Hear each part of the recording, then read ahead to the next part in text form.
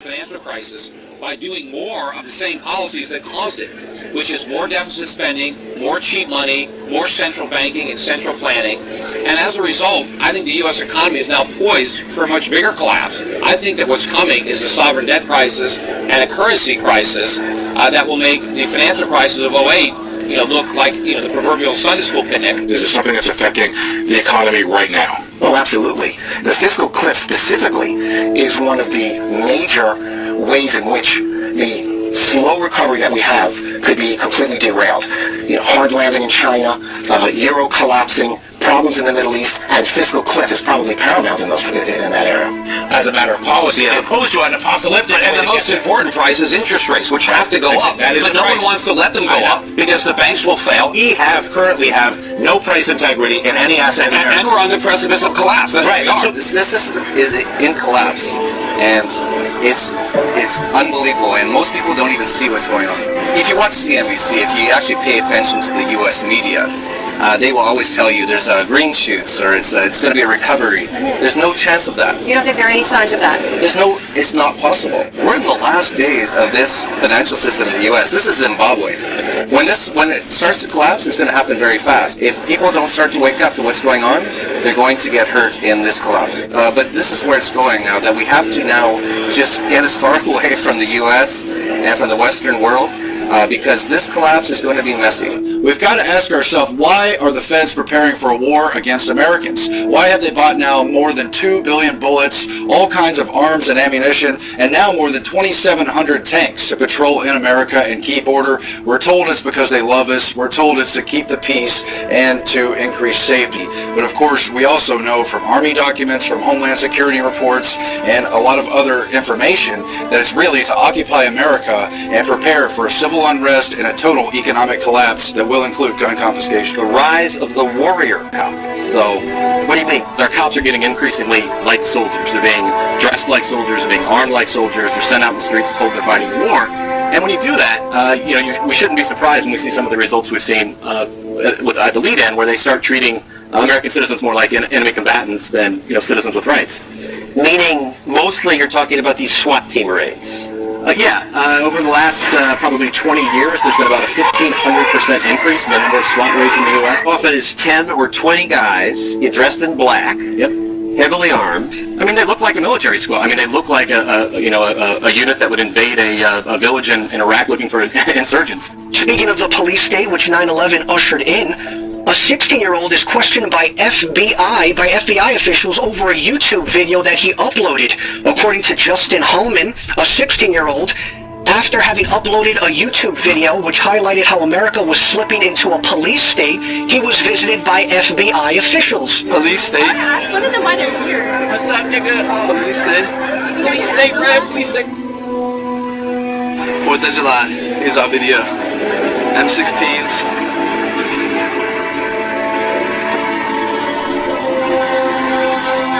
We don't live in a police state, sir. Martial law has not been established in this country. Open the door, sir. Stand up. You're gonna kick my door. You kicked my door down.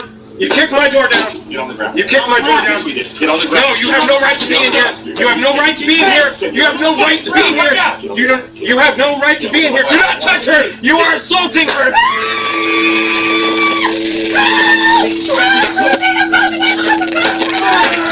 Yeah, I didn't open up the door. I went open up.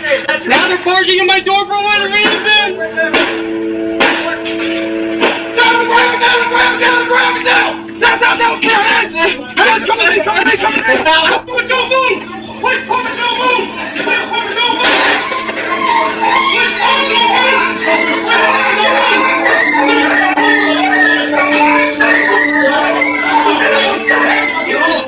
If what we saw in response to 2 bombs was that, what will the response be in the wake of something bigger? Is that when we'll see martial law take effect across the country? And more importantly, will people just accept it entirely out of fear? It was never meant that we would have this gigantic police force from the federal government. I mean, we had martial law up there. FBI and all these agents coming in, closing things down, going to people's houses. the police state is staring us in the eye, and it's getting more and more imposed upon us and more imposed on society every day. More and more people are waking up faster and faster and faster. I think it could very well come to that based on the things that are happening in the news, and we're seeing, the collapse of our economy, so many different things happening. I have spoken with one federal agent, and the information succinctly boiled down is this. There is an event coming, Steve, in the very near-term future that is going to affect the United States of America to its very soul. That what is being planned, as you and I are on the air tonight, and what has been coming together into that old term, the perfect storm, is literally brewing right over our heads. It is and includes military maneuvers in the United States, military actions that are forthcoming, and that will be so deep and so penetrating that the United States will never be the same. We've heard about the NSA spying on us all and think, no big deal. I'm not a terrorist, so I have nothing to worry about. Think again.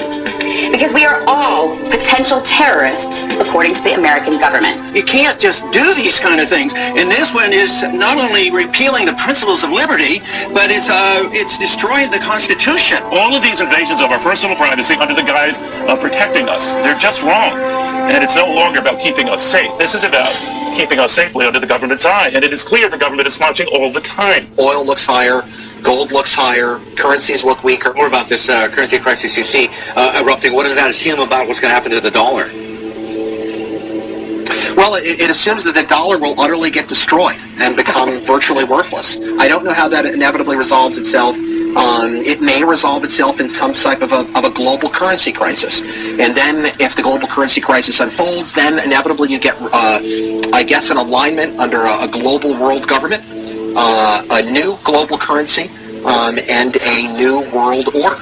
Growing debate in Washington following reports that some U.S. senators are now considering an immigration bill that would force all U.S. workers to carry around biometric ID cards. Well, it is an idea that is now raising some serious concerns among privacy advocates. Through the advancing market of biometrics, technology that uses physiological and behavioral recognition to identify people.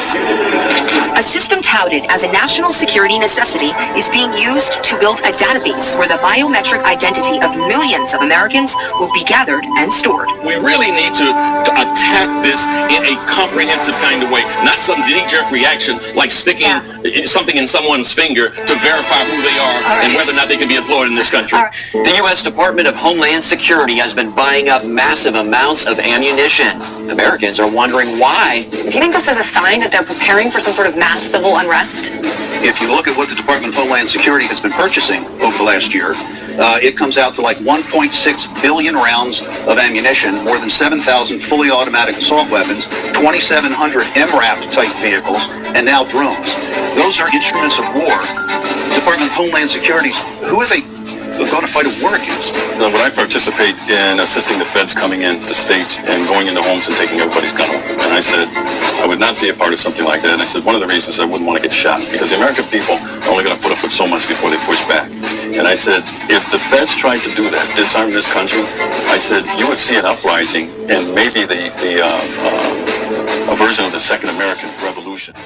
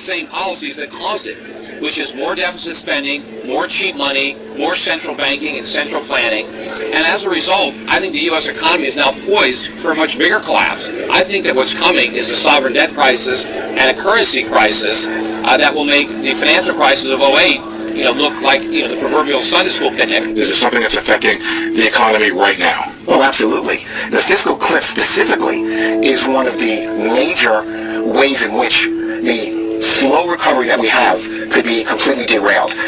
Hard landing in China, euro collapsing, problems in the Middle East, and fiscal cliff is probably paramount in that area. As a matter of policy, as opposed to an apocalyptic. And the most important price is interest rates, which have to go up. But no one wants to let them go up because the banks will fail. We currently have no price integrity in any asset. And we're on the precipice of collapse. That's right. So this system is in collapse, and it's unbelievable. And most people don't even see what's going on. If you watch CNBC, if you actually pay attention to the U.S. media, they will always tell you there's green shoots or it's going to be a recovery. There's no chance of that. You don't think there are any signs of that? It's not possible. We're in the last days of this financial system in the U.S. This is Zimbabwe. When it starts to collapse, it's going to happen very fast. If people don't start to wake up to what's going on, they're going to get hurt.